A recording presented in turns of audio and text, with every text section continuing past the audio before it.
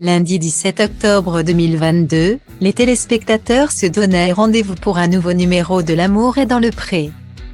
Et le moins que l'on puisse dire, c'est que ce dernier était particulièrement mouvementé. En effet, les internautes se sont montrés agacés par les remarques coquines constantes de Thierry Coquin de sort. Thierry va encore se retrouver tout seul. La première fois, j'étais triste pour lui. Là, je m'en fous. Son comportement me dérange. Désolé mon Thierry, mais tu es lourd à force, je peux plus te saquer avec tes vannes de CL foireuses ou encore Thierry est vulgaire. Ces allusions sont totalement déplacées. Mais un peu plus tard, les internautes ont été bouleversés par Margot, jeune prétendante de Guillaume le Limousin. Et pour cause, la jeune femme a été remerciée par Guillaume au profit de Noémie. Une situation qui l'a fait fondre en larmes, ce qui a vivement touché les téléspectateurs qui ont été nombreux à réagir sur Twitter. Bichette t'es belle comme un cœur.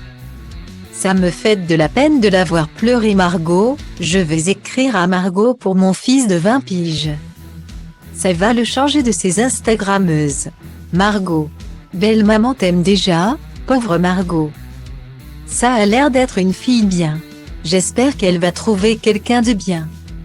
Margot mérite beaucoup mieux, je pense que c'est un mal pour un bien. Une éviction que l'agriculteur a tenu à justifier. Ce mardi 18 octobre 2022, Guillaume le Limousin s'est confié sur le sujet auprès de Télé Loisirs. L'agriculteur a confié que sa jeune prétendante de 22 ans avait été rapidement hors course vis-à-vis de sa rivale. Touché par un impressionnant malaise, il y avait beaucoup moins d'atomes crochus avec Margot qu'avec Noémie. Même s'il y avait un petit quelque chose quand même avec Margot. Mais en arrivant à la ferme, Margot n'avait pas compris le truc. Elle s'était mis dans la tête qu'elle venait travailler avec moi. Lorsque j'avais dit dans mon portrait que je ne voulais pas ça, confie-t-il.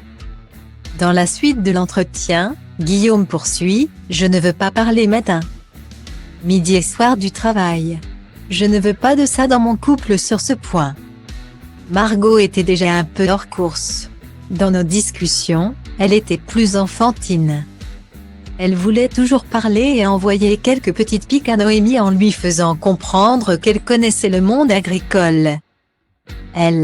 Je l'ai remarqué. Et il y avait des choses qui me faisaient un peu peur. Je voyais que Margot était trop à fond.